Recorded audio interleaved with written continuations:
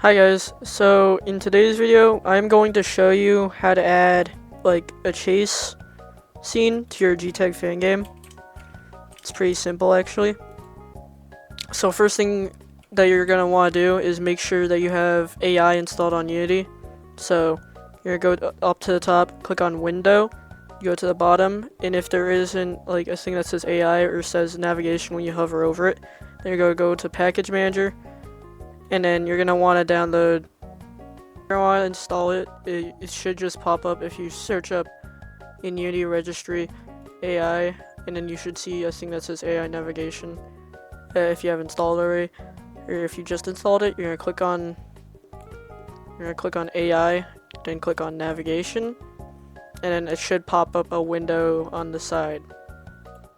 And then you're gonna click on object, and then click on wherever, like click on all the objects you want to make it so like the AI or horror monster can walk on, and you're gonna go to over here, click navigation static, and make sure it's set to walkable. And for every surface you don't want it to be able to walk on, set to navigation static non-walkable. And then you're gonna go to bake, and you can mess with these settings for however much you like, and then you're gonna click on bake, and once you click on bake it should show you where the AI can walk, so anywhere in this blue area it can move. And also if you can't see it, then you just need to go over here and click on this to turn on gizmos. So this is where the AI can move, and then you're gonna want to create a new object. I'm just gonna use a capsule for this tutorial. I'll make it a bit smaller. And then with this object, you're gonna add a nav mesh agent. So now that we have a nav mesh agent, you're gonna go into the link in the description, download the package in the description, and then you're gonna import it into Unity by going to import, custom package, basic horror AI, and click all, import. And then after it's done importing, you should see these two scripts right here. You're just gonna take the basic nav mesh AI, and you're gonna drag it onto the capsule or whatever your horror monster is. It should be now under nav mesh agent. If it isn't, then you can just click on your monster or whatever that has the nav mesh agent and then drag it in to the sidebar. So then right here, you're gonna want to drag in your monster to where it says nav mesh agent, and it should work unless you don't have a nav mesh agent on your monster, in which you're gonna need to add that. And then you're gonna need to create a target.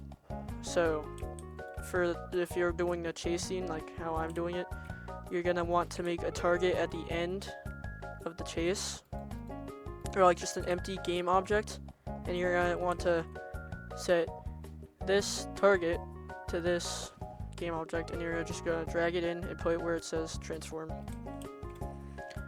Now when you press play, it should go and move to that point.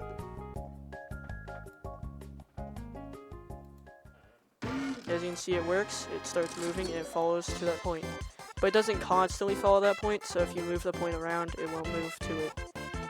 But if you want it to constantly follow a point, so like if you want to like constantly follow the player or something, by the way, this isn't networked, so I wouldn't really recommend that for this situation.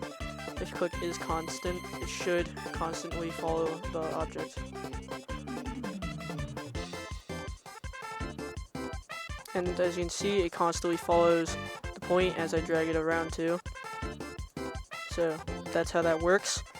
I'm just going to disable this for now. So that's for if you want to just automatically chase the player, like when it's enabled, and that's assuming if you like set up a barrier, give it an enable script, and set it to enable the monster. But if you want it to like have like a cutscene or something like that, then that's what this entity wake up call is for. So then you would like create a new object, right? And then give it, make sure it has this. Here, put the entity wake up call on it, and this is basically gonna be like a trigger that like enables the entity and stuff.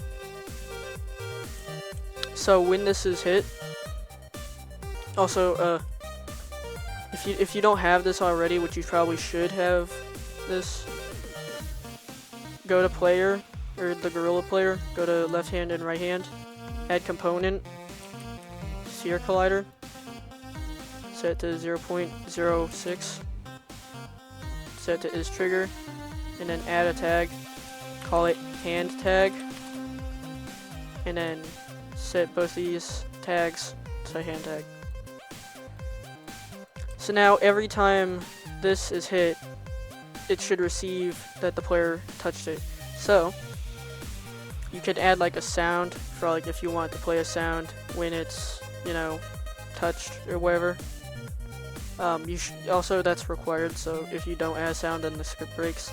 But you're gonna also have two other things. There's gonna be an animator, animation name, time until awoken, and awoken entity. So where it says awoken entity, we're gonna put our monster.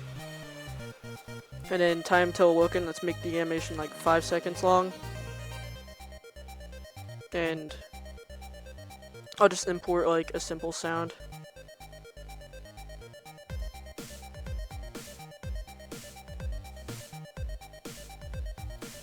So then we can just put the sound on this object, set that to the wake up sound, and play on awake, set that to false. So basically every time this is touched, it'll play the sound. And then for the animator and animation name, you're gonna duplicate your monster, set to enabled, but you're gonna delete all this stuff. So like the Navish agent, the basic AI, and the collider.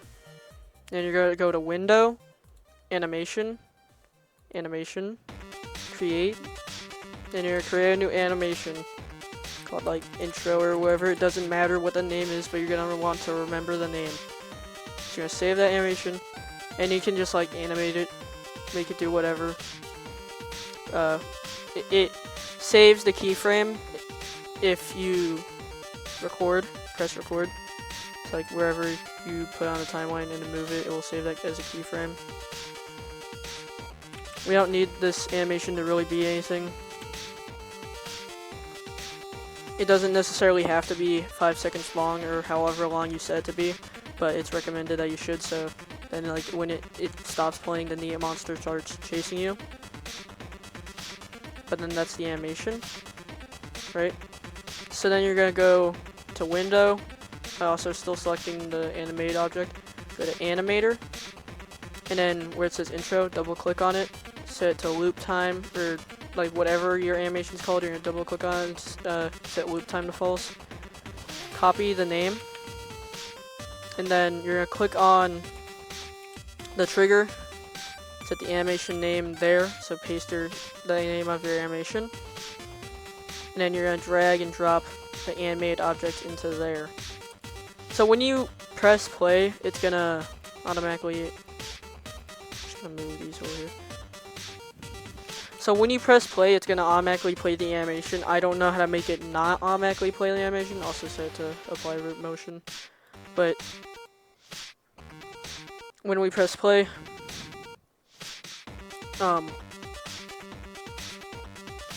as you can see, it might play the animation already. I don't think it did, but now, if we take our gorilla player, oh wait,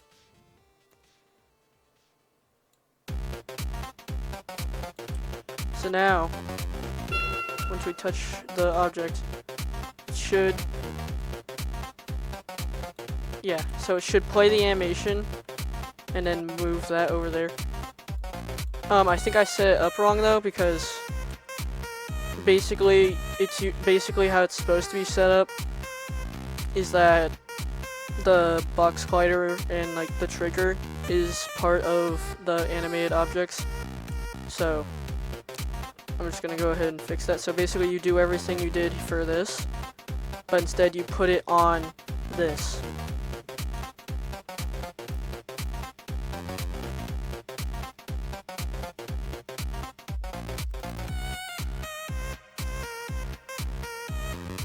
Okay, so now when we press play, it should play the animation, but also should make it so the entity gets enabled and the animation disappears.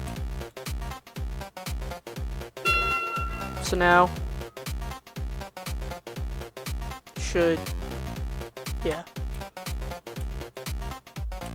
And there you go. That's basically how you set up the whole cutscene thing. I'm gonna real quick also make the animation a bit more interesting, so you can tell that's actually working and not just me lying to you or anything.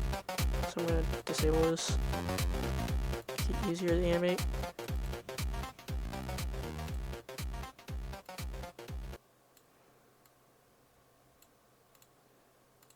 Well, I can do that. And then now it should be more obvious that it actually works. If you want to make it like do a jump scare or whatever, you can follow other horror tutorials and you'll be able to get it from there. So as you can see, it automatically plays it from the start, of course. Like I said, I don't know necessarily how to fix that, but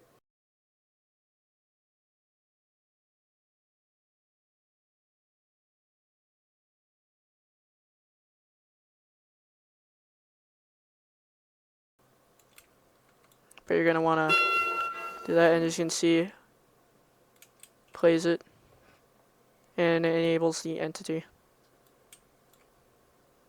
And there you go. That's how you add a chase scene to your Gtag fan game.